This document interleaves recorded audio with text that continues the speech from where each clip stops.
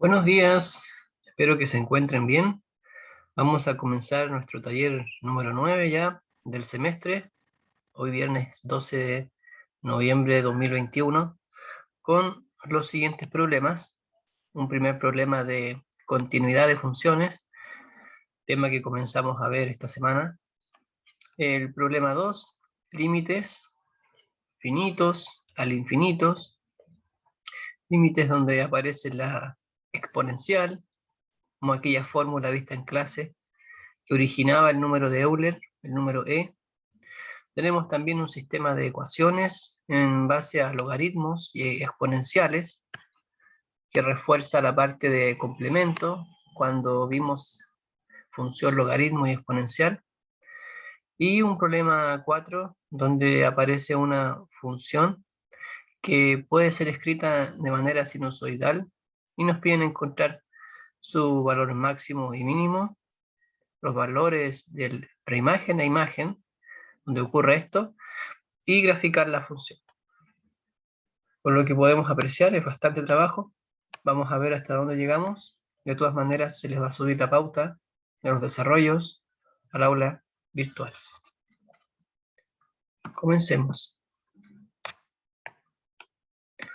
La función g, que se define en el intervalo abierto menos e, pi, en los reales, es una función definida por tramos.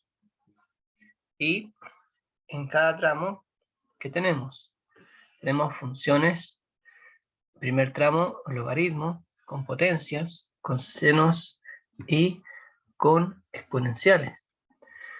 Mientras que en el tramo de más abajo tenemos cocientes, raíces y función seno al cuadrado.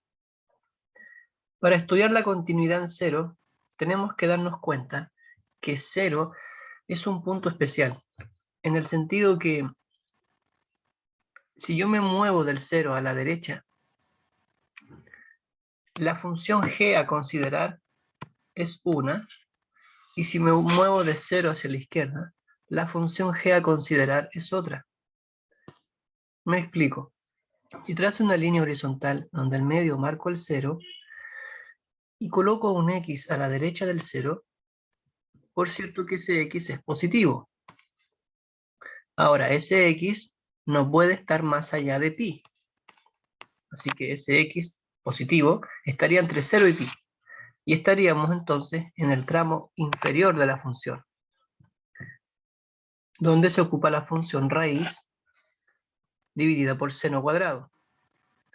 Mientras que a la izquierda del 0, pero antes de la menos e, como se dice en el intervalo menos e, 0, si las x están en dicho intervalo, la función a considerar es la de arriba, la que tiene logaritmos, senos y exponenciales. Así que ver la continuidad en 0 requiere que nos paremos en diferentes casos. En el caso de x positivo, en el caso de x negativo, y así podremos establecer una respuesta concreta a lo que ocurre en 0. Esta introducción es para que se entienda el por qué vamos a calcular límites laterales en este ejercicio. Borro la pizarra y comienzo a desarrollar. Lo que queremos es encontrar las constantes a y b, de modo que esta función sea continua. Sabemos que la continuidad obedece a tres criterios, tres etapas. La primera etapa es verificar que la imagen del punto en cuestión exista. Eso también es sinónimo de decir que 0 esté en el dominio de la función, lo que por cierto está ocurriendo. 0 está entre menos e y pi. Y la segunda etapa es corroborar de que exista el límite cuando x tiende a 0 de la función g. Pero como 0 es ese punto que yo explicaba especial, donde si me muevo a la derecha es una función y si me muevo a la izquierda es otra, para que exista este límite, lo que tendremos que verificar entonces es que el límite, cuando x tiende a 0 por la derecha, sea igual al límite cuando x tiende a 0 por la izquierda. Y por cierto, que ambos límites existan. La tercera etapa es verificar que g de 0, que en la etapa 1 se verificó que existía, sea igual al límite cuando x tiende a 0 de g de x. Pero a su vez eso tiene que ser igual al límite por la derecha, y a su vez eso tiene que ser igual al límite por la izquierda. Con toda esta información será suficiente para encontrar el valor de a y b. Vamos entonces. G de 0 existe. G de 0, si nos vamos a la parte media de la función, dice que si x es 0, se utiliza la función ax más 3. Así que, ¿cuánto vale g de 0? G de 0 valdría a por 0 más 3, que es 3. Listo. Ahí está. Número 2, vamos a calcular los límites laterales. Límites laterales. ¿Ya? Porque existe el límite bilateral si solo si los límites laterales existen y son iguales. ¿Recuerdan? Ahí lo voy a colocar resumido. Si los límites laterales existen y son iguales. Por tanto, calculamos los límites laterales a continuación y después los igualamos. Límite cuando x tiende a 0 por la derecha. Por la derecha de 0 sabemos que es utilizando la función de abajo. Nos queda el límite cuando x tiende a 0 por la derecha de 1 más bx cuadrado menos 1 dividido en el seno cuadrado de x. Si al reemplazar por 0 nos da 0 sobre 0, tenemos la esperanza de factorizar, racionalizar o ocupar alguna fórmula conocida. De hecho, arriba y abajo da 0. Por tanto, lo que haremos es racionalizar, amplificando por 1 más bx cuadrado más 1. Así que eso que acabo de decir lo coloco como una fracción arriba y abajo. Bien. Cuando el 1 más bx cuadrado en raíz más 1 se multiplica por el inicial, va a quedar suma por diferencia, obteniéndose límite cuando x tiende a 0 por la derecha de 1 más bx cuadrado menos 1. Y todo eso dividido por el seno cuadrado de x y multiplicado por la raíz de 1 más bx cuadrado más 1. En el numerador se eliminaron las raíces y ahora se cancelan los 1, quedándonos entonces solo la constante b por x. Pero como b es, valga la redundancia, una constante, lo podemos dejar fuera del límite.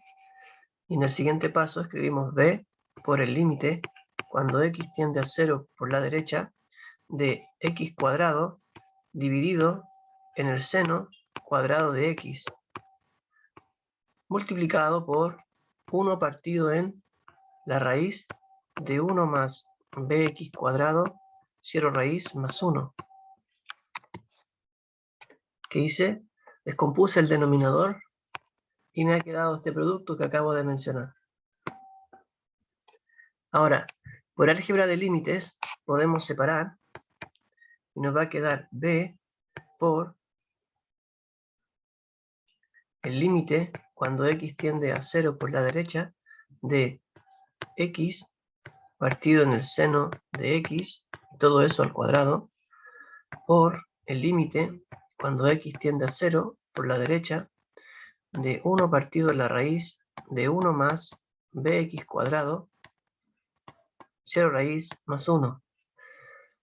En el primer límite aplicamos la fórmula por todos conocida del límite del seno de x partido en x. Como dice x partido en seno de x, en alguna ocasión mencionamos que de todas formas el resultado da 1.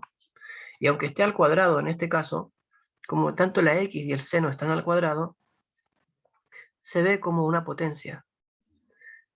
El límite puede ingresar a la potencia y calcularse a lo que está dentro, que es x partido en seno de x, lo cual da 1. Y 1 al cuadrado, 1. Por lo tanto, el primer límite nos da 1.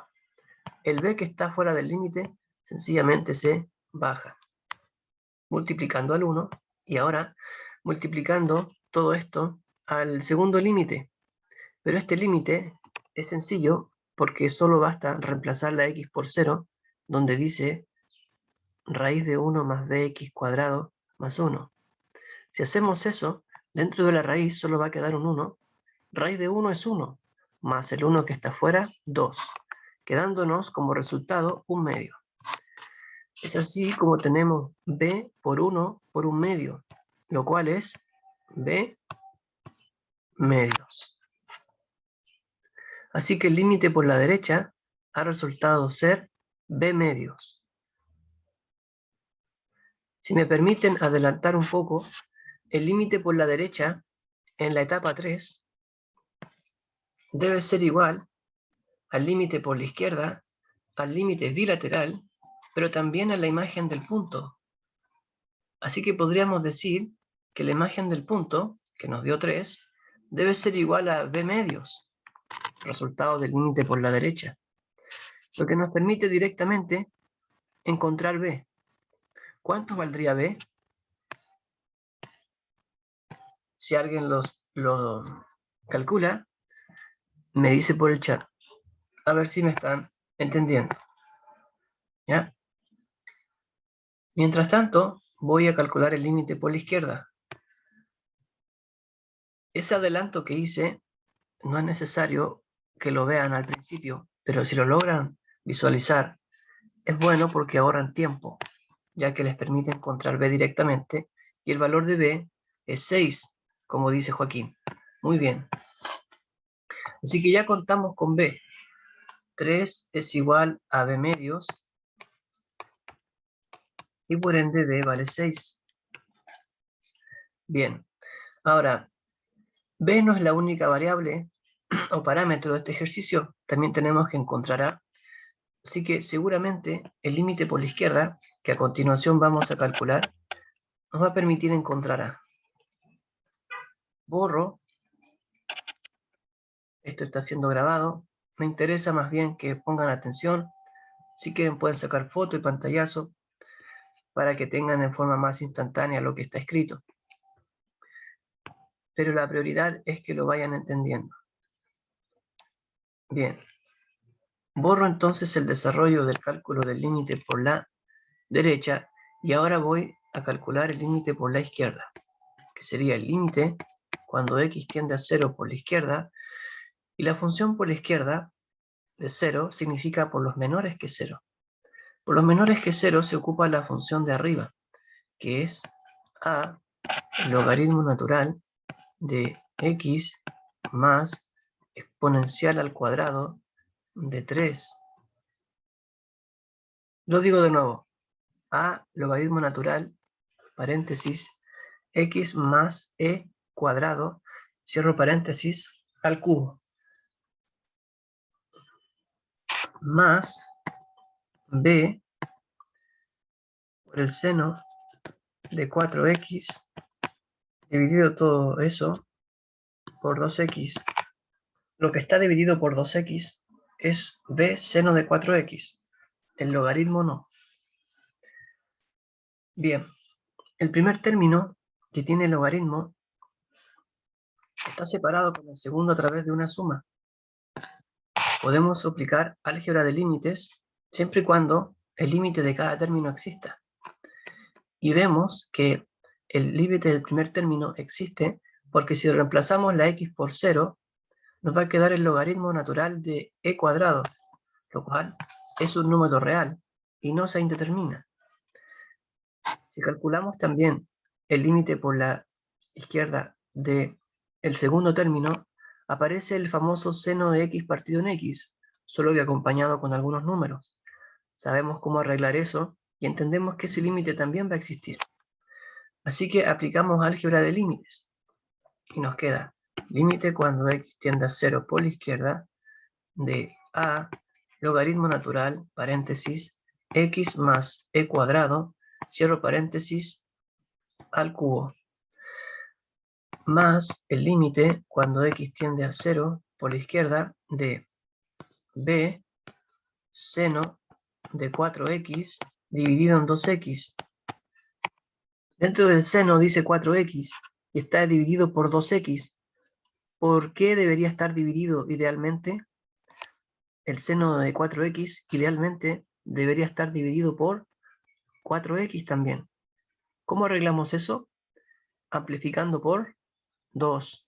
Colocando un 2 en el numerador y un 2 en el denominador, nos va a quedar 2 por 2, 4. Y tendremos 4x abajo, al igual que dentro del seno. Lo escribimos entonces, así que arriba me queda 2b y abajo me queda 4x. En el siguiente paso vamos a calcular. Seguimos hacia abajo y en el primer límite reemplazamos la x por 0. Nos va a quedar a, ya sin límite, logaritmo natural de e cuadrado al cubo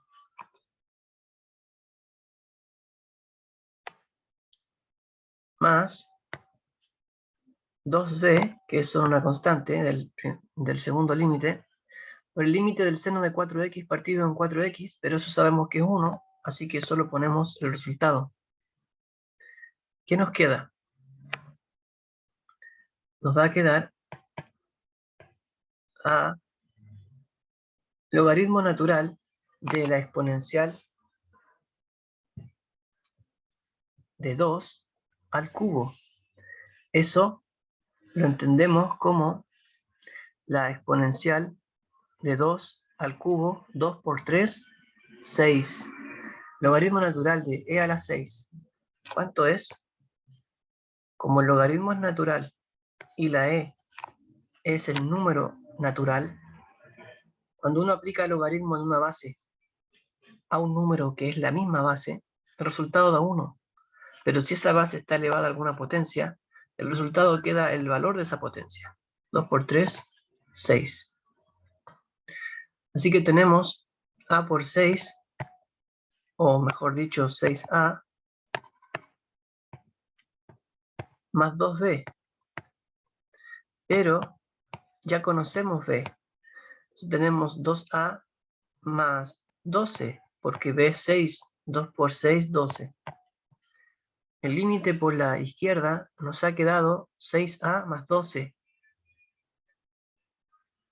Pero como dice en la etapa 3, el límite por la izquierda, además de ser igual al límite por la derecha, además de ser igual al límite bilateral, también debe ser igual a la imagen del punto, que es 3. Por tanto, igualamos 3 con el resultado de este límite, quedando la ecuación 3 igual 6a más 12. Eso es menos 9 igual 6a, y multiplicando por un sexto y simplificando, nos queda menos 3 medios igual a. Acabamos de encontrar lo que nos piden. El ejercicio ha terminado. Para que la función g sea continua en 0, b debe valer 6 y a debe valer menos 3 medios.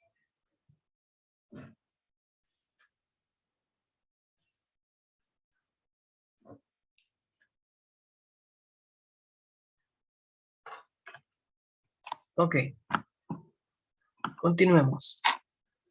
Borro y nos vamos al segundo problema. El segundo problema es un listado de límites a calcular. El primero dice el límite cuando x tiende a 0 de, paréntesis, 2x más 1 dividido en x más 1, cierro paréntesis, elevado a 2 partido en x. Si nosotros reemplazamos la x por 0, nos va a dar una expresión muy extraña. nos va a dar una indeterminación, como la vista en el PPT, 1 elevado a infinito. Esa indeterminación no significa que el límite no vaya a existir, pero sí abre la posibilidad a que a través de una fórmula se pueda comprobar su existencia. ¿Cuál es esa fórmula? La fórmula característica para la forma que tiene esta función es la siguiente. Límite cuando x tiende a 0 de 1 más x, todo eso elevado a k partido en x. K es una constante, x la variable, x tiende a 0. El resultado, de acuerdo al PPT de dicha clase, es la exponencial de k. Es el límite característico de la exponencial. ¿Por qué nos damos cuenta que nuestro problema 2a debe requerir de esta fórmula? Porque x está tendiendo a 0, tal como dice la fórmula. Y hay un exponente 2 partido en x, como la fórmula dice k partido en x. El único problema está, eso sí, en que dentro del paréntesis no dice 1 más x, sino que hay una expresión más compleja, 2x más 1 partido en x más 1, pero podemos tratar de arreglarla y luego intentar un cambio de variable.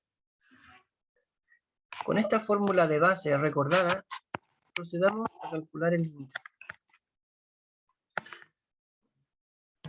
El límite cuando x tiende a 0 de 2x más 1 partido x más 1 elevado 2 a la x se puede representar como límite cuando x tiende a 0,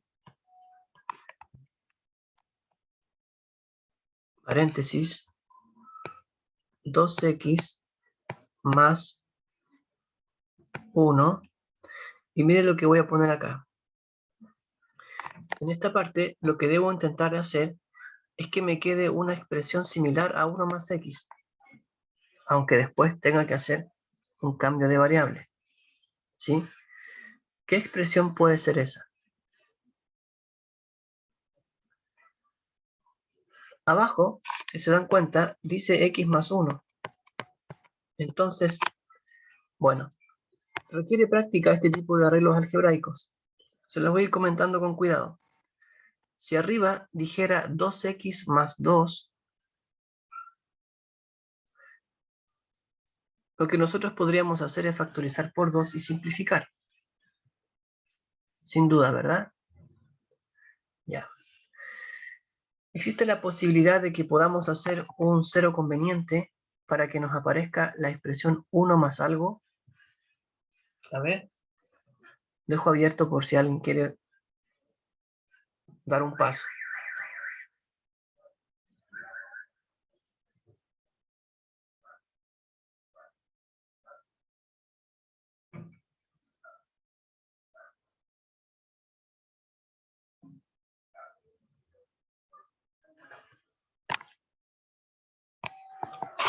¿No?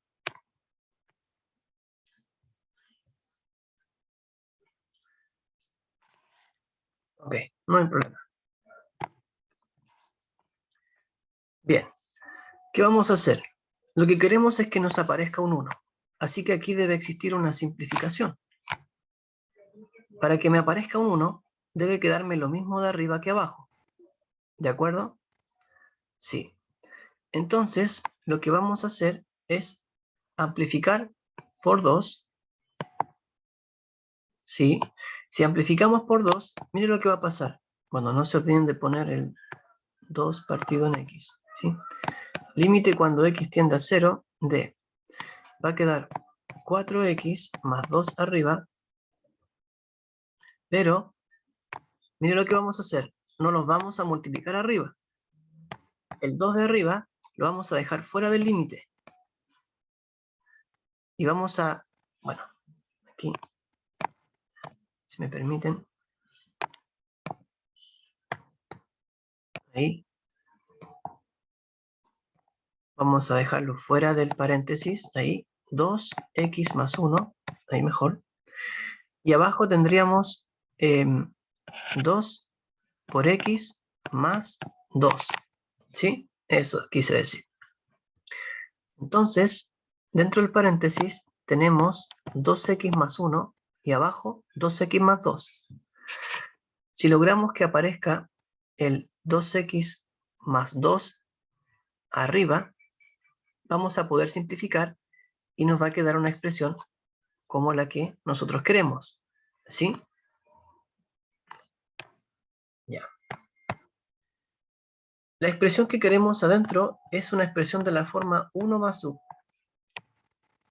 Y nosotros tenemos la expresión 2x más 1 partido en x más 1. Eso en el fondo estamos razonando. ¿Es posible expresarlo de la forma 1 más u? Bien. Si multiplicamos cruzado en esta observación que estamos realizando, con el fin de que se entienda mejor lo que vamos a hacer, nos quedaría x más 1 por 1 más u igual 2x más 1.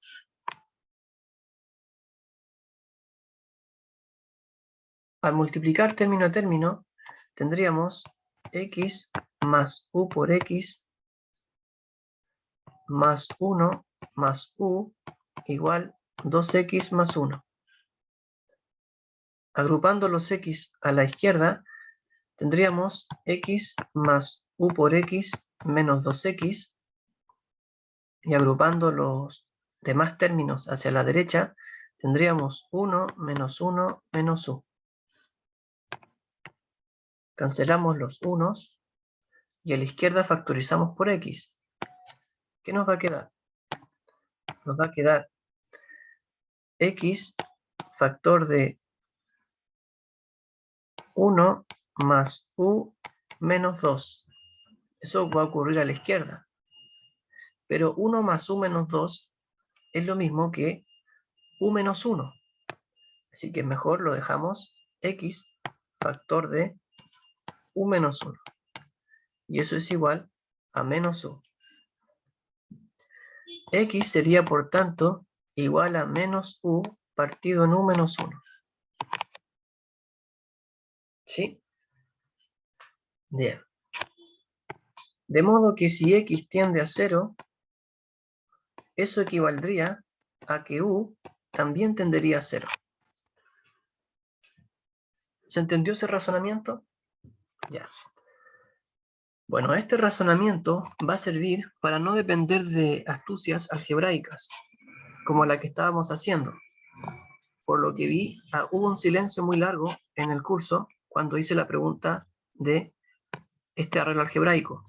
Así que lo que vamos a hacer es recurrir a algo más metódico, que no dependa de una astucia algebraica. Y eso es lo que acabamos de hacer más abajo. Por lo tanto, y como estrategia para que se entienda mejor, lo que vamos a hacer es decir, sea u igual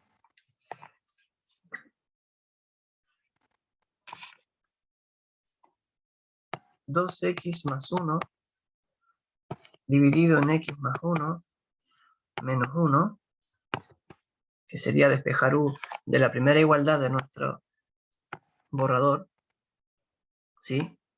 Es decir, u igual a 2x más 1 menos x menos 1 partido en x más 1. Cancelamos los unos. 2x menos x es x partido en x más 1. O sea, estamos diciendo que vamos a hacer un cambio de variable donde u sería x partido en x más 1. ¿Está bien? Ya. Entonces, voy a escribirlo arriba para que no me falte espacio. U igual x partido x más 1. ¿Sí? Bien. Y si u es x partido x más 1, también puedo decir que x, de acuerdo al despeje que hice más abajo, que x es igual a menos u dividido en u menos 1. ¿Estamos claros con eso? ¿Sí? Estoy cambiando la estrategia para que se entienda mejor y no quede la sensación de que esto siempre tiene que ser de una astucia algebraica. Estamos haciendo de una forma más metódica. Ya. Ok. Teniendo ambos asuntos despejados, tanto X como U, voy a hacer un poco de espacio en la pantalla y voy a mencionar que si X tiende a 0, eso equivale a que U tiende a 0. ¿Están de acuerdo con eso? ¿Sí? Ya. Estando de acuerdo con eso, entonces, procedemos a calcular el límite. ¿Qué nos va a quedar?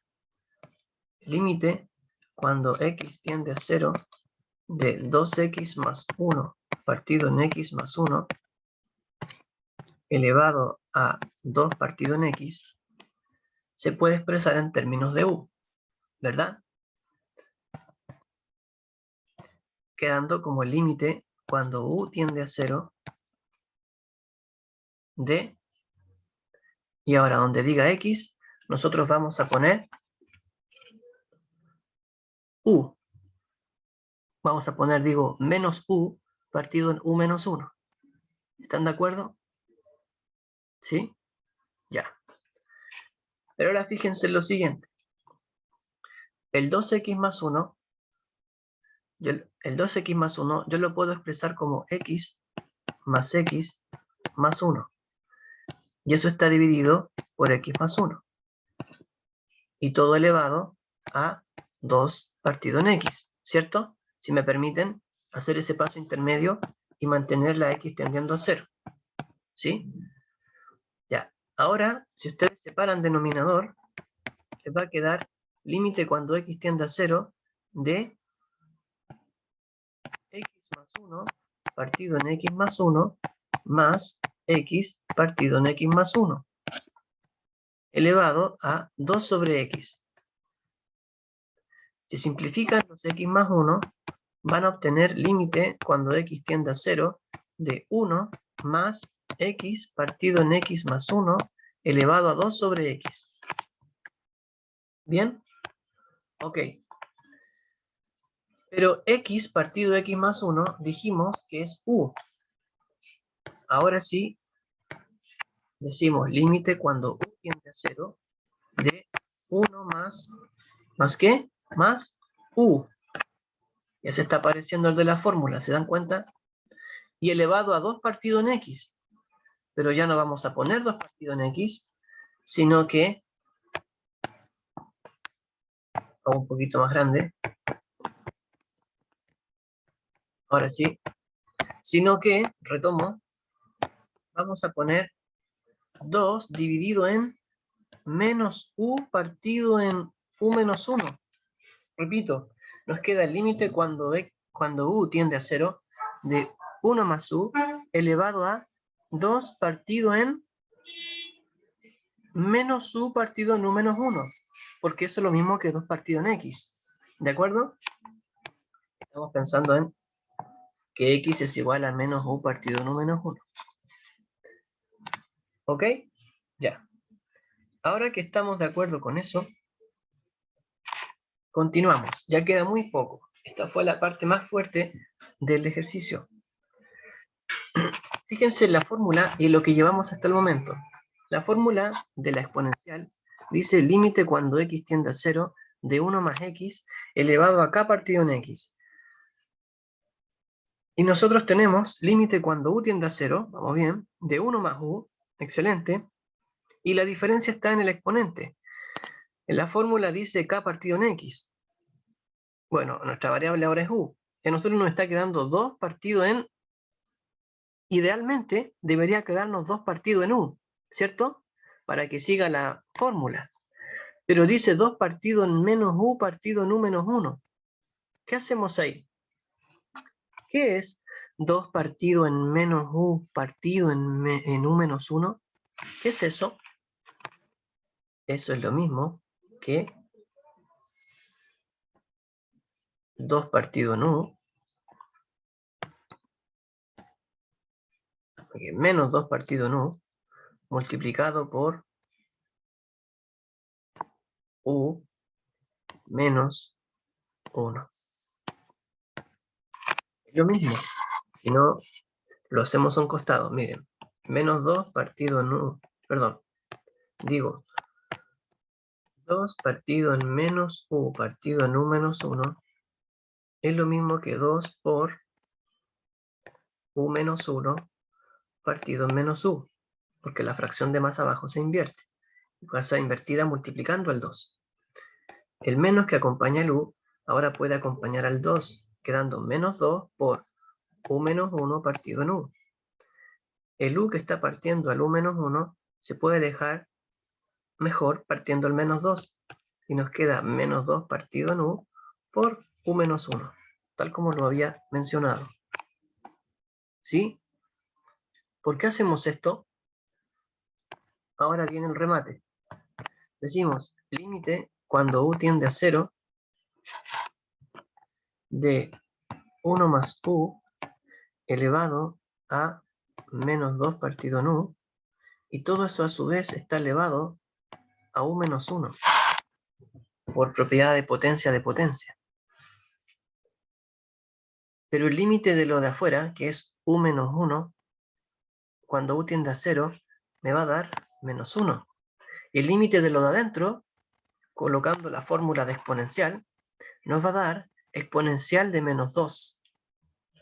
Así que juntando ambas cosas, tendríamos adentro exponencial de menos 2. Y afuera, si reemplazamos la u por 0, el u menos 1 sería un menos 1.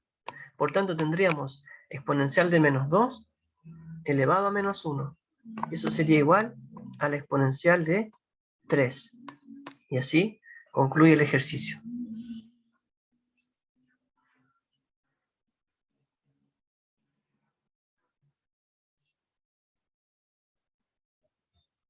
Ahí está. Iniciamos el ejercicio usando una estrategia de astucia algebraica, pero como se produjo un silencio, se prefirió buscar una estrategia más metódica, que es mediante un cambio de variable. Yo quería que lo que estaba dentro del paréntesis en el límite se pudiera expresar de la forma 1 más u. Para eso, y después de un despeje, u tenía que ser igual a x partido x más 1. En consecuencia, x tenía que ser igual a menos u partido en u menos 1.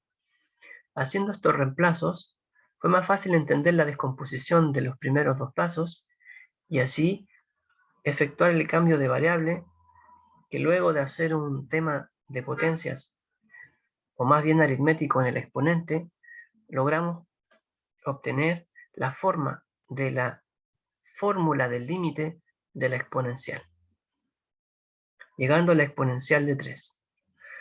Este fue el resumen del 2a. Vamos al 2b, a menos que haya alguna pregunta. Sí, un compañero en el chat preguntaba, ¿no sería elevado a 2? Muchas gracias. Exactamente. Era para ver si estaban atentos. Ahí. Ahí está. Exponencial de menos 2 elevado a menos 1 es potencia de potencia. Así que queda exponencial de 2. Muchas gracias. Ahora sí, vamos al segundo ejercicio. En el segundo ejercicio tenemos un límite al infinito y raíces tanto en el numerador como en el denominador de la expresión. Sabemos que los límites al infinito se enfrentan con aquella fórmula vista en PPT de límite al infinito, donde nos fijábamos en los grados de arriba y de abajo de las expresiones algebraicas. A pesar de que hay raíces, uno igual puede fijarse en los grados de las expresiones. Tenemos en el denominador, que es lo que más nos interesa, una raíz cúbica, y dentro de la raíz cúbica, un x a la cuarta. Otra raíz cúbica para x. ¿Cuál es la potencia mayor abajo? Si nos recordamos sobre raíces, raíz enésima de x a la m es lo mismo que x elevado a m partido en n. De modo que la raíz cúbica de x a la cuarta, nosotros lo podemos ver como x elevado a 4 tercios. Mientras que la raíz cúbica de x se puede ver como x elevado a 1 tercio. ¿Cuál es mayor? ¿4 tercios o 1 tercio? Sin duda, 4 tercios. Entonces, en el denominador, el grado mayor es 4 tercios. Eso nos sugiere que en el denominador y en el numerador debemos factorizar por x elevado a 4 tercios. O dicho de otra forma, lo que tenemos que hacer es amplificar por 1 partido en x elevado a 4 tercios, tanto en el numerador como en el denominador. Permítame hacer esto último y ver cómo el límite luego se podrá calcular de las maneras que aprendimos en clases. Si amplifico por 1 partido en x elevado a 4 tercios y abajo en el denominador hago lo mismo, eso solo significa de que dentro de la raíz cúbica va a ingresar el 1 partido x a la cuarta, porque al decir x elevado a 4 tercios, el tercios le permite al x a la cuarta entrar en la raíz cúbica,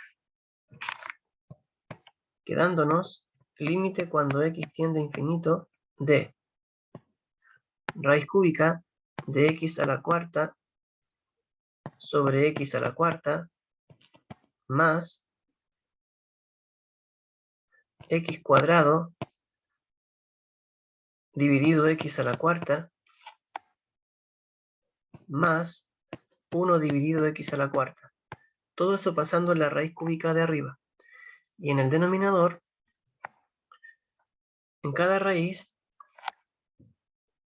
va a entrar el 1 partido x a la cuarta. Tendremos raíz cúbica de 2x a la cuarta dividido x a la cuarta más la raíz cúbica de x partido x a la cuarta.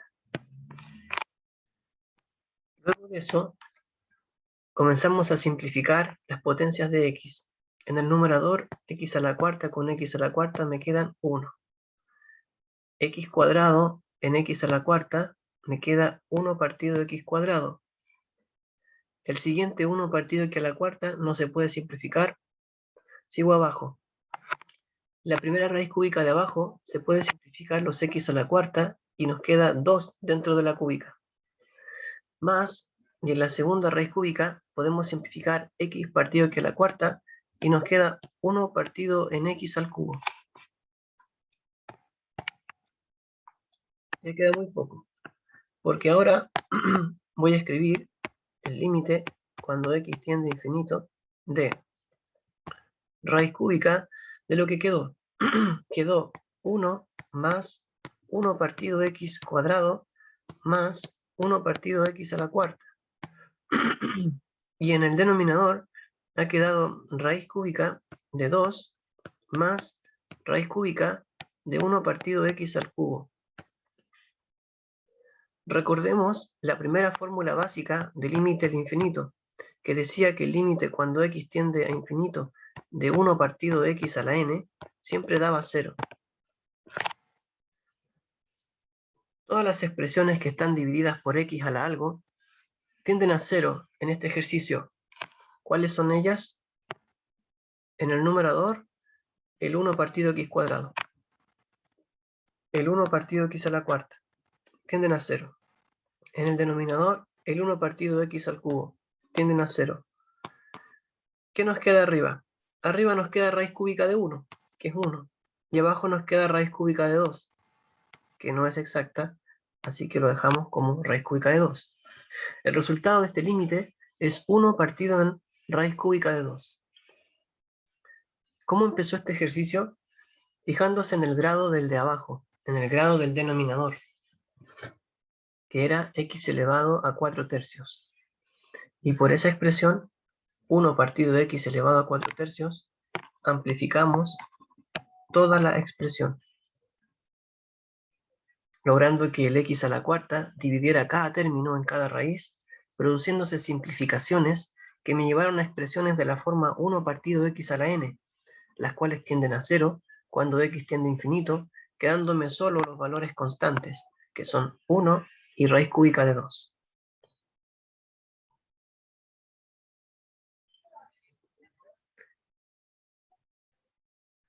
Otra manera rápida de verificar que este límite da ese resultado es la siguiente.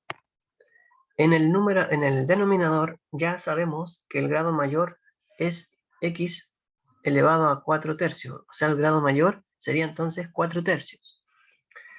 Y en el numerador casualmente también es 4 tercios, porque la potencia mayor dentro de la raíz cúbica del numerador es 4. Y como está en raíz cúbica, el grado mayor ahí también es 4 tercios. O sea, tengo el mismo grado arriba que abajo. Solo que esto suena un poco extraño porque son grados fraccionarios, los cuales quizás no estaban con la costumbre de ver. Pero arriba tiene grado 4 tercios y abajo también tiene grado 4 tercios. ¿Se acuerdan qué ocurría cuando el grado de arriba era igual al grado de abajo? El límite al infinito nos daba los coeficientes de los grados mayores. ¿Quién acompaña el grado mayor arriba? Un 1 acompaña el x a la cuarta. Pero como está en raíz cúbica, es un raíz de 1. ¿Quién acompaña el grado mayor abajo? Bueno, el x a la cuarta está acompañado de un 2. Y en raíz cúbica sería raíz cúbica de 2. Logrando 1 partido en raíz cúbica de 2 con una simple inspección. Bien, esta forma más rápida que acabo de mencionar, eso sí, requiere de los cuidados con exponentes fraccionarios. Si no estaba seguro de los exponentes fraccionarios, era mejor seguir este procedimiento más mecánico.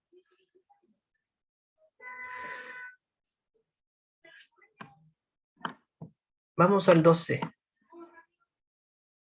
En el 2c tenemos el límite cuando z tiende a z1 del seno de z menos seno de z1 dividido en z menos z1. Bien. Los que ya estamos viendo derivadas, nos podemos dar cuenta que esto en el fondo es el límite para calcular la derivada de seno en z1. Pero como todavía estamos frescos en esa materia, no lo voy a explicar en términos de derivada, sino meramente en términos de límite.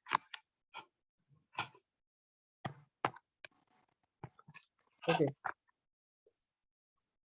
Las fórmulas para límites de senos sabemos que tienen esta forma. Límite cuando x tiende a 0 del seno de x partido en x igual a 1, como una de ellas. ¿Sí? El problema es que aquí la variable es z y no está tendiendo a 0, sino a un z1, a un ángulo.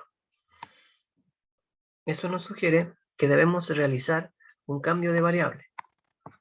Y el cambio de variable que se hace por lo general es tomar el z1 y restarlos. Es decir, z menos z1. ¿Por qué? Porque como z tiende a z1, eso va a equivaler a que u tienda a 0, que es justamente lo que queremos para ocupar la fórmula del seno de x partido en x tendiente a 1. ¿Estamos bien? Todo esto es una introducción que suelo hacer para comprender mejor los pasos iniciales del ejercicio.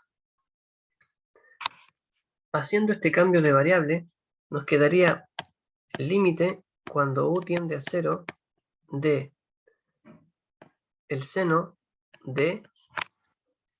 Y ahora, ¿qué vamos a poner? En vez de z, nosotros vamos a poner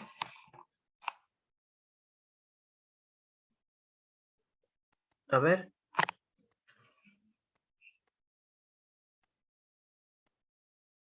¿cuál va a ser el cambio de variable arriba? Mientras lo piensan arriba, yo coloco el de abajo. El de abajo sería u, ¿verdad? Pero arriba, ¿qué tenemos? Arriba tenemos seno de u más Z1, ¿sí o no? Menos el seno de Z1. En eso estaban pensando, ¿verdad?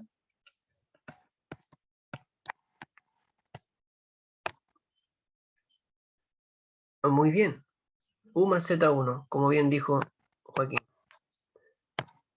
Bien. ¿Y ahora qué? Porque se supone que con este cambio de variable nos debería quedar listo para ocupar la fórmula de seno de x partido en x igual 1. Pero está quedando dentro, en el numerador, dos senos restándose.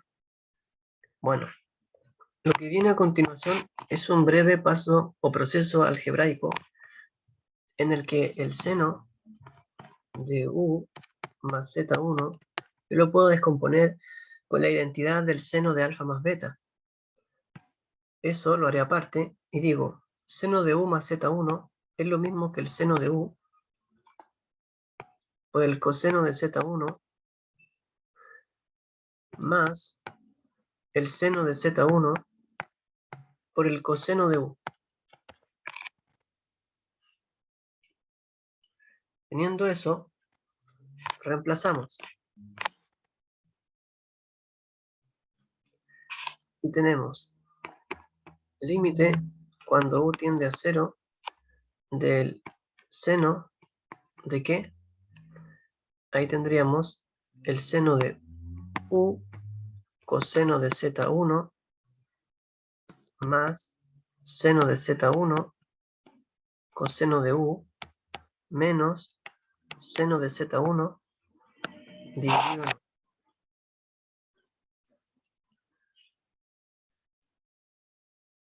Bien, ahora vamos a hacer una descomposición que se darán cuenta que es bastante conveniente para entender lo que va a significar el remate final del ejercicio. Y esta descomposición que voy a hacer es, sabiendo que yo quiero ocupar la fórmula seno de x partido en x, que ahora tiene que ser seno de u partido en u, el primer término de mi numerador lo voy a dividir por u, como está, pero de manera más clara, más explícita.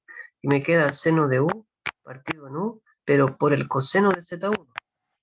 Mientras que en los siguientes términos me queda más el límite cuando u tiende a 0 de... ¿Y ahora qué vamos a hacer? Me va a quedar seno de z1 coseno de u menos seno de z1 y todo eso dividido en u. Me gustaría saber si alguien se perdió en este paso. Mírenlo bien, analícenlo, escríbanlo si gustan y me dicen si hay alguna duda. Lo que hice en el fondo fue separar denominador. El primer término dividido por u y los otros dos términos divididos por u y separé el límite. ¿Bien? Ok. Teniendo esto entonces, seguimos hacia abajo y el límite de seno de u partido en u, todos sabemos que vale 1, pero está acompañado con el coseno de z1. Pero el coseno de z1 no depende de u, es una constante. Así que me queda 1 por la constante, es decir, 1 por coseno de z1. ¿Se dan cuenta? Así que en el paso que estoy escribiendo, sencillamente coloco coseno de z1 y ya no coloco límite. Bien, en el siguiente término sigo escribiendo más, y si se dan cuenta, en la expresión del numerador en mi segundo límite, tiene al seno de z1 como factor común, el cual se puede factorizar y a su vez por ser constante puede salir del límite. Y nos queda más el seno de z1 por el límite cuando u tiende a 0 del coseno de u menos 1 partido en u. Y les pregunto si el límite que está apareciendo les suena familiar. Si obedece a alguna otra fórmula de trigonometría que ya hemos visto. De ser así, ¿cuánto valdría ese límite? Doy un tiempo por si quieren responder. Mientras tanto hago espacio en la pizarra para recordarles esa fórmula. La fórmula en la que estoy pensando es el límite cuando x tiende a 0 de 1 menos coseno de x partido en x, la que era otra fórmula trigonométrica que daba como resultado 0. Y es justamente lo que nos está quedando al final de nuestro ejercicio, un límite que vale 0. 0 por seno de z1 es 0, así que solo obtenemos lo que resultó del primer término, coseno de z1. Coseno de z1 sería el resultado de este límite.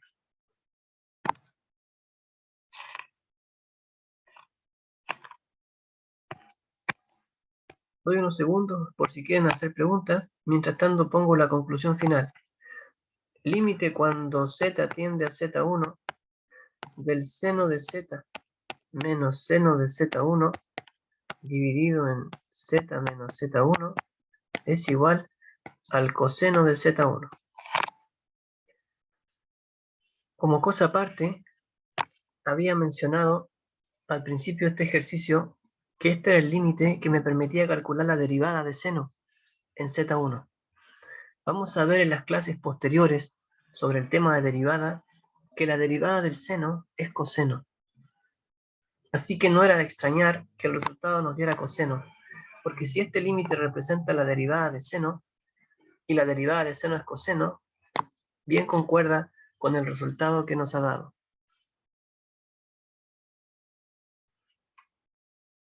Finalizamos el problema 2 con esta lista de límites, bastante trabajosos por los demás, y nos vamos a algo no menos trabajoso, que sería el problema 3. Un sistema de inecuaciones logarítmicas y exponenciales.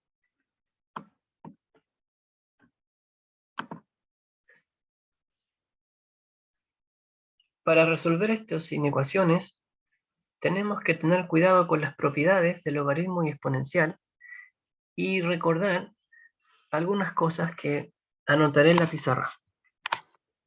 Una de ellas es que en la función a a la x, o mejor dicho, y igual a la x, la función y igual logaritmo en base a de x, son funciones crecientes cuando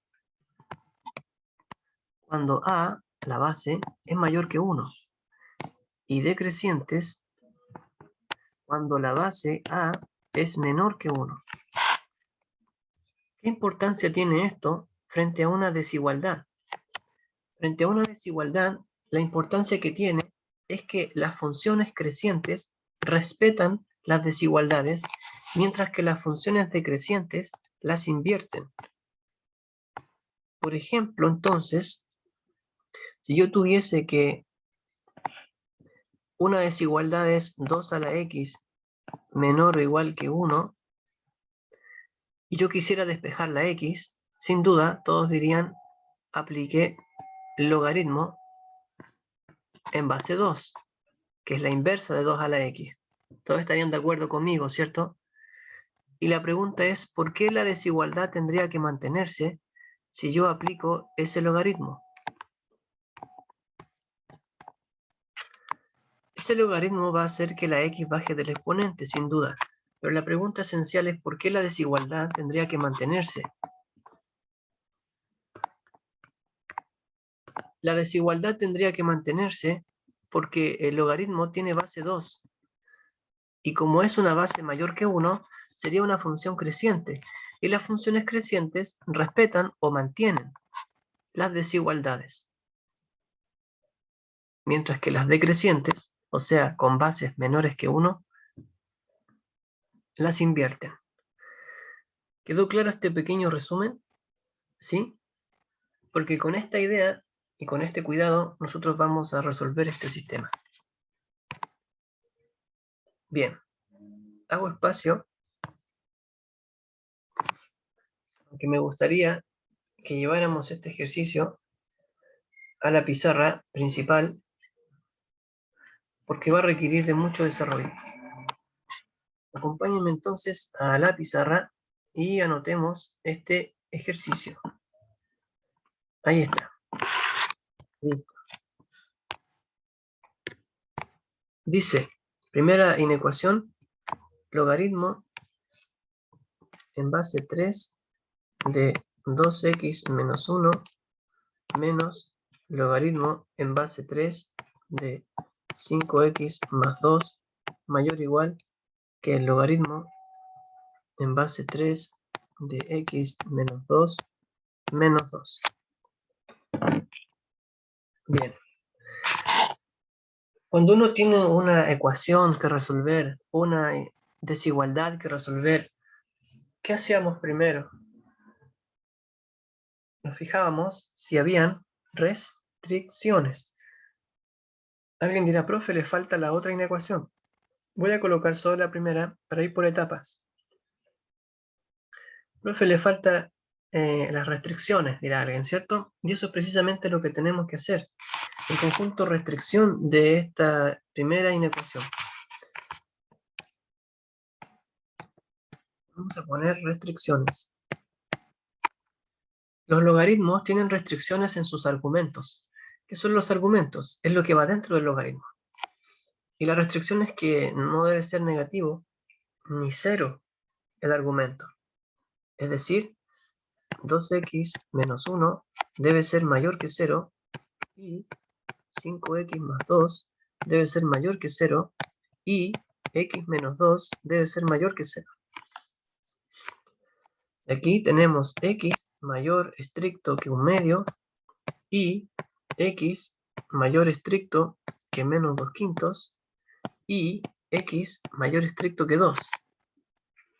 Como 2 es mayor que menos 2/5 y mayor que un medio, y todas estas proposiciones están separadas por una y, la que predomina sería la x mayor que 2. Esta sería la restricción principal de la primera inecuación. Así que el conjunto restricción de mi primera inecuación vendría siendo el intervalo del 2 al infinito. Mis soluciones deben estar en ese universo. De lo contrario, no son soluciones. Una vez que tenemos las restricciones hechas, nos vamos a la inecuación y nos preguntamos qué podemos hacer en la parte izquierda de la desigualdad. Como hay una resta de logaritmos que tienen la misma base, 3, lo que podemos hacer es reunirlo en un solo logaritmo con esa propiedad que dice que la resta de logaritmos es el logaritmo de una división, obteniéndose el logaritmo en base 3 de 2x menos 1 dividido en 5x más 2 mayor o igual que el logaritmo en base 3 de x menos 2 menor que 2. De igual manera, a la derecha de la igualdad, el logaritmo en base 3 de x menos 2 junto con el menos 2 que está fuera del logaritmo se pueden juntar en un solo logaritmo, siempre y cuando se den cuenta de que el 2 que está fuera del logaritmo se puede escribir de una manera equivalente como el logaritmo en base 3 de 3 al cuadrado. Logaritmo en base 3 de 3 al cuadrado es lo mismo que decir 2.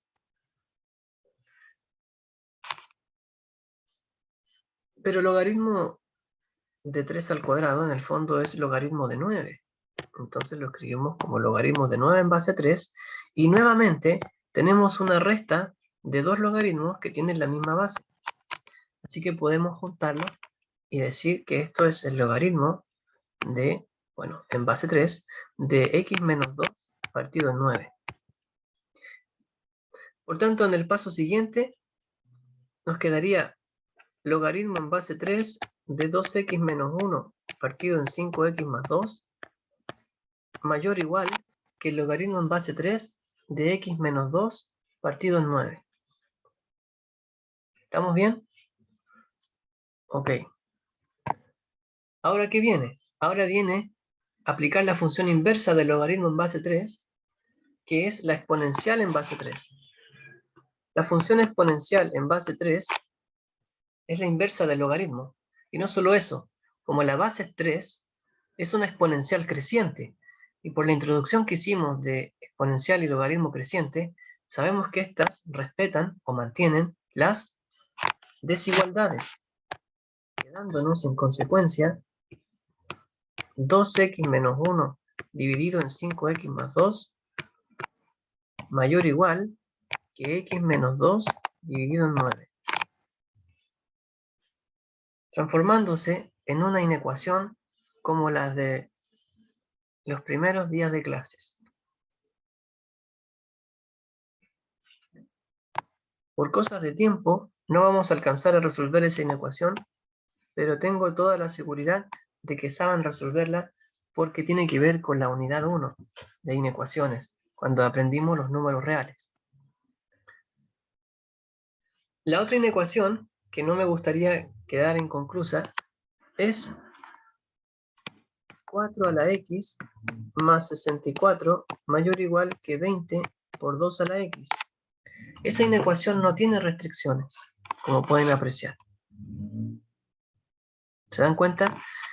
Ahora, lo que vamos a hacer en esta es pensar de que el 4 a la x es lo mismo que 2 elevado a 2x, porque 4 es 2 al cuadrado, y a la x queda 2x. Es decir, 4 a la x es 2 elevado a 2x, o también lo podemos ver como 2 a la x al cuadrado. Si reescriben la inecuación, les quedaría 2 a la x al cuadrado más 64 mayor o igual que 20 por 2 a la x. Si me permiten restarle un poco más de tiempo para esta parte, vamos a hacer un cambio de variable u igual 2 a la x, quedándonos u cuadrado más 64 mayor o igual que 20u. Es decir, una inecuación cuadrática, u cuadrado menos 20u más 64 mayor o igual que 0. La que también estoy seguro que todos saben resolver. Van a resolver la inecuación cuadrática y van a obtener un conjunto solución que le vamos a llamar 2. Van a resolver la inecuación de la anterior y van a obtener un conjunto solución 1. No olviden que este conjunto solución 1 con el conjunto solución 2 deben respetar la restricción. Por tanto, va a quedar el desafío para que podamos concluir este ejercicio de que ustedes resuelvan cada una de estas inecuaciones, la 1 con la 2, y luego lo intersecten con el conjunto restricción. Bien, amigos, hasta aquí nos permitió el tiempo avanzar con este taller. Espero que todo lo que hayamos hecho se haya entendido bien y les dejo este desafío de tarea para que lo resuelvan. Que tengan un buen fin de semana y nos encontramos en un próximo taller. Chao, amigos. Chao, gracias, profe. Gracias. Nos vemos, profe. Nos vemos.